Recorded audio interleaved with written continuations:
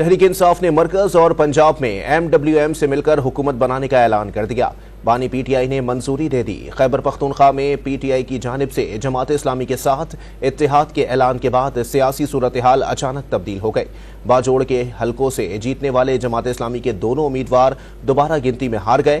خیبر پختونخوا میں جماعت اسلامی کے پاس اب کوئی نشست نہیں رہی۔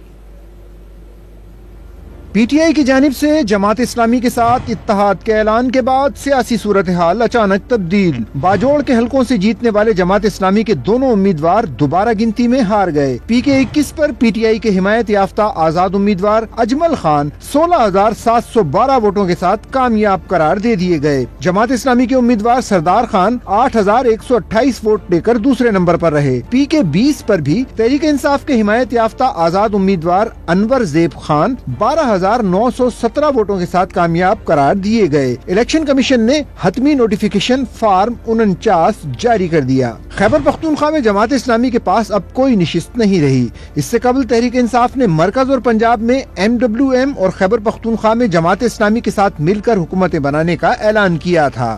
ہماری دو پارٹیز کے ساتھ انہوں نے اپروول کی ہے۔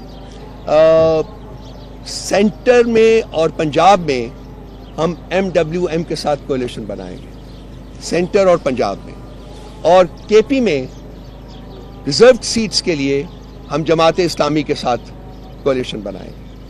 تو یہ بھی ان کے فیصلے ہیں، یہ بھی ہم امپلیمنٹ کریں گے۔ رہنما پی ٹی آئی بیرسٹر گوہر علی خان نے امید ظاہر کی تھی کہ جمعرات تک وزیر اعظم کے لیے نام کا اعلان ہو جائے گا۔ دعویٰ کیا تھا کہ الیکشن میں کامیاب ہونے والے پی ٹی آئی کے حمایت یافتہ آزاد امیدواروں کو خریدنے کی کوشش کی جا رہی ہے۔ ترسے تک اسپیکر اور ڈپٹی اسپیکر بھی ہم انشاءاللہ تعالیٰ آپ کو ساتھ نام شیئر کر لیں گے۔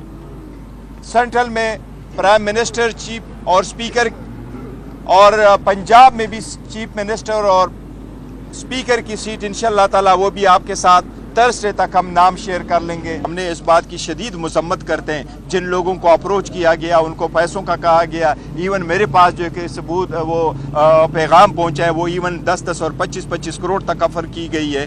رہنما P T I Ali Zafar نے دعویٰ کیا کہ اصل کاؤنٹنگ کریں اور اصل سیٹوں کا حساب لگائیں تو پی ٹی آئی کل حکومت بنا سکتی ہے۔ 7 سے 10 دن میں پی ٹی آئی کے انٹرا پارٹی الیکشن کرانے کا عندیہ بھی دے دیا۔